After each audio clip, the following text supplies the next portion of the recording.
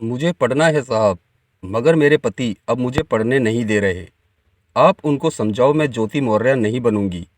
यह बात एक पत्नी थाने में दरोगा से कह रही है। एसडीएम ज्योति मौर्य केस के साइड इफेक्ट आने शुरू हो चुके हैं।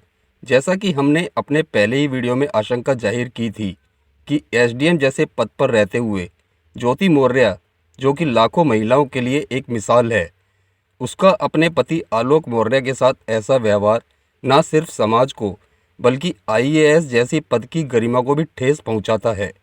यहाँ बात ये नहीं है कि किसी महिला का अपने पति से तलाक लेकर किसी और से शादी करना। आए दिन ये रोज़ दुनिया भर में होता है। बात यहाँ ये है कि ज्योति एक ऐसे सरकारी संस्थान का हिस्सा बनी जिसका सपना लाखों लोग देखते हैं, मगर कुछ ही इसमें सफल हो पाते हैं। आजकल महिला शक्ति पूरी दुनिया में अपना एक उच्च स्थान बना चुकी है और भारतीय महिलाएं भी इसमें पीछे नहीं हैं। बहुत सी महिलाएं आज शादी होने के बाद भी पढ़ रही हैं और जीवन में कुछ बड़ा करना चाहती हैं, और उनके पति इस कोशिश में उनका पूरा साथ दे रहे हैं। अब ज्योति मौर्य केस के चलते कुछ लोगों को लगने लगा है कि कहीं उनकी पत्नी भी अपनी पढ़ाई पूरी करने के बाद उनको धोखा देकर ना चली जाए। ऐसा ही एक किस्सा सामने आया है जिसमें पति पिंटू सिंह ने अपनी पत्नी को कहा कि अब वो उसको आगे नहीं पढ़ा सकते। उसको भी कुछ ऐसा लगता है कि उसकी पत्नी उसको छोड़कर चली जाएगी। ये मामला बिहार के बक्सर में आया है। मामला बक्सर के चौगाई गांव का है, जिसे सुनकर आप हैरान रह जाओगे।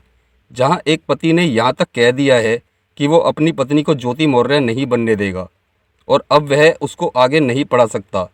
इस बात पर खुशबू नाम की ये महिला थाने पहुंच गई और थानेदार से गुहार लगाई कि साहब, मेरा पति मेरी पढ़ाई बीच में ही रुकवा रहा है और पढ़ाई के लिए पैसे देने से मना कर रहा है। मजबूर होकर खुशबू थाने पहुंच गई और बोली उसे न्याय दिलवाया जाए। उधर पिंटू सिंह ने साफ शब्दों में कह दिया है कि वो अपनी पत्नी खुशबू को अपनी पूरी ताकत और दिल से पढ़ा रहा था और उसे जीवन में कुछ बनते हुए देखना चाहता था। मगर पिंटू सिंह ने ज्योति और आलोक केस का हवाला देते हुए कहा कि आलोक ने एक सफाई कर्मी होते हुए इतना त्याग करके अपना सब कुछ दांव पर लगा दिया। इसके बावजूद उसकी पत्नी ने उनको धोखा देकर उनके प्यार, विश्वास और बलिदान को नहीं समझा। कहीं खुशबू उनके साथ ऐसा ना कर दे, इससे वो काफ़ी डर गया है कि भविष्य में कहीं खुशबू भी उसके साथ ऐसा ना कर दे। अब अगर खुशबू पढ़ना चाहती है तो खुद अपनी पढ़ाई का खर्चा उठाए। वो अब उसकी पढ़ाई के लिए एक पैसा नहीं दे सकते। पिंटू सिंह और खुशबू की शादी 2010 में हुई थी और अपनी पत्नी को पिंटू प्रयागराज से बीपीएससी की तैयारी करवा रहे थे, जिससे वो अफसर बन सके। मगर ज्योति मौर्य प्रकरण के चलते उनका विचार बदल गया है। फिलहाल ज्योति मौर्य मामले में अभी तक कुछ साफ नहीं हुआ है और ये मामला बढ़ता ही जा रहा है।